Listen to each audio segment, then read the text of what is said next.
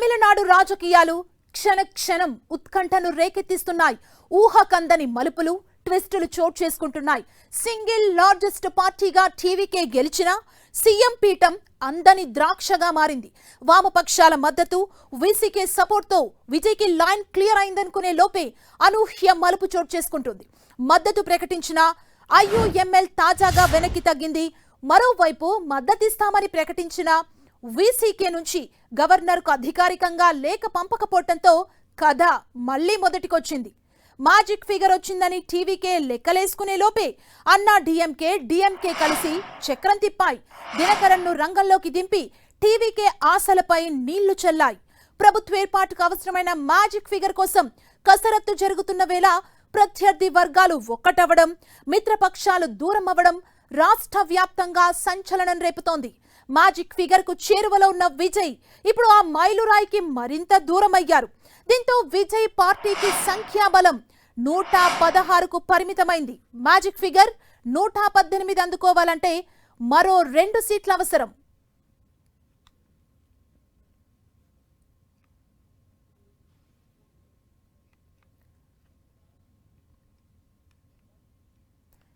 తమిళనాడు రాజకీయాలు క్షణ క్షణం ఒక ఉత్కంఠను రేకెత్తిస్తున్నాయని చెప్పాలి. ఊహకందని మలుపులు ట్విస్ట్లు తమిళనాడులో చోటు చేసుకుంటున్నాయి.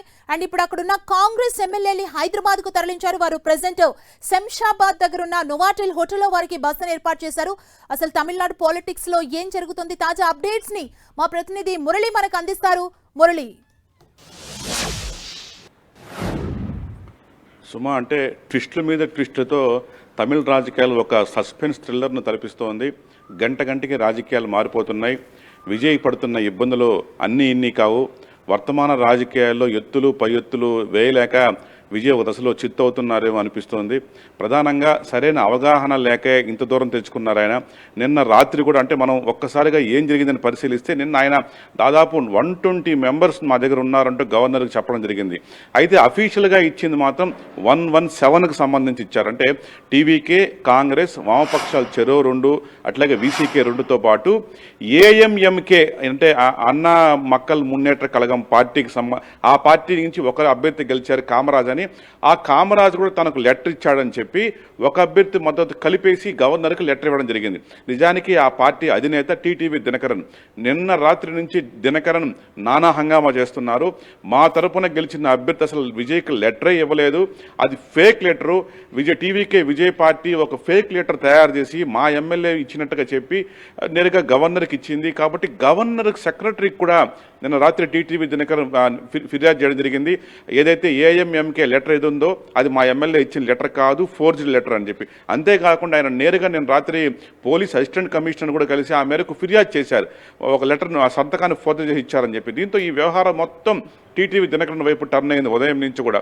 అయితే దీనికి కౌంటర్గా టీటీవీ దినకరన్ ఒక విజయ్ అయితే ఆ పార్టీ ప్రజలు ఒక వీడియో రిలీజ్ చేశారు. అంటే ఆ ఎమ్మెల్యే కామరాజు సంతకం పెడుతున్నట్టుగా ఒక 10-15 సెకండ్స్ వీడియో ఫుటేజ్, అది ఆయన ఒక వెహికల్లో కూర్చొని సంతకం పెడుతూ ఉన్నారు.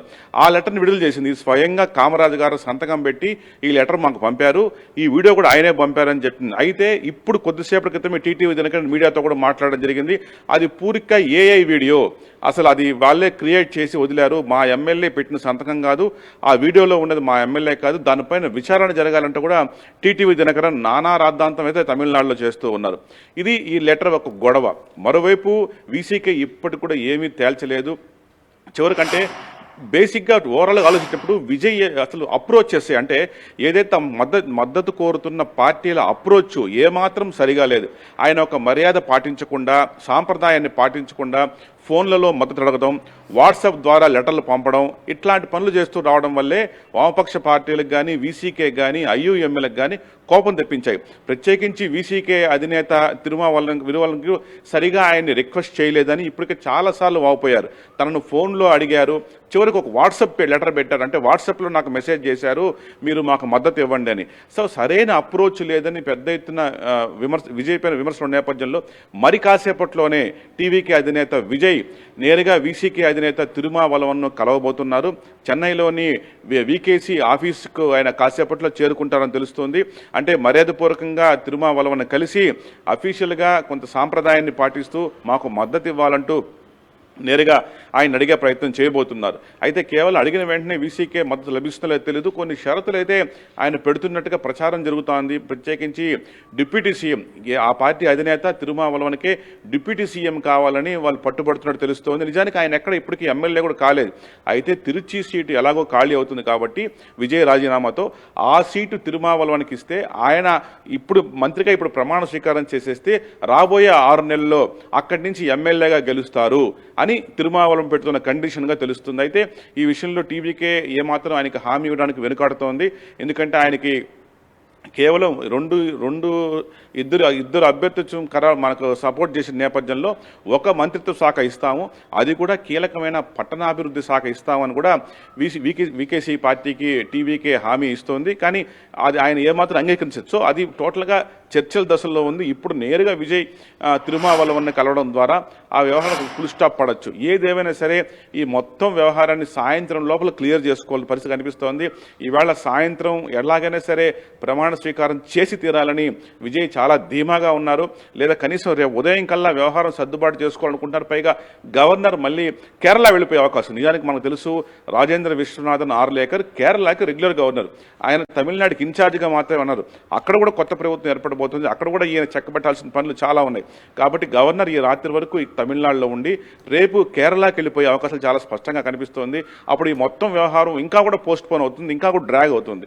కాబట్టి సాయంత్రం కల్లా కూడా వ్యవహారాన్ని క్లియర్ చేసుకొని వీలైతే రాత్రిలోపే ప్రమాణ స్వీకారం చేసి తీరాలని విజయ్ చాలా ధీమాగా ఉన్నారు. కానీ వీకేసీ నుంచి ఆయన కలిసి మాట్లాడితే ఒక క్లారిటీ వచ్చే అవకాశం ఉంది. ఇక టీటీవీ దినకరన్ వ్యవహారం మాత్రం ఇంకా స్పష్టత లేదు. నేరుగా ఆ కామరాజ్ అయిన ఎమ్మెల్యే బయటకు చెప్తే తప్ప ఏం జరిగింది తెలిసే పరిస్థితి లేదు. కేవలం ఆ పార్టీ అధినేత టీటీవీ దినకరన్ మాత్రమే మీడియా ముందుకు వచ్చి చాలా హంగామా చేస్తున్నారు. మా పార్టీ ఎమ్మెల్యే లెటరే ఫోర్జరీ చేశారు, టీవీకే పార్టీ పైన విజయ్ పైన కేసు పెట్టాలంటూ కూడా ఆయన అఫీషియల్గా పోలీసులు కూడా ఫిర్యాదు చేయడం జరిగింది. సో ఒక 2-3 గంటల హైడ్రామా రాబోయే 2-3 గంటల్లో ఒక పెద్ద హైడ్రామా కొనసాగే అవకాశం చాలా స్పష్టంగా కనిపిస్తోంది. సాయంత్రం కల్లా ఇది క్లియర్ అవుతుందా లేక మరీ నిరవధికంగా వాయిదా పడుతున్నది మాత్రం సస్పెన్స్ గానే ఉంది. సుమా. Okay, thank you Murali.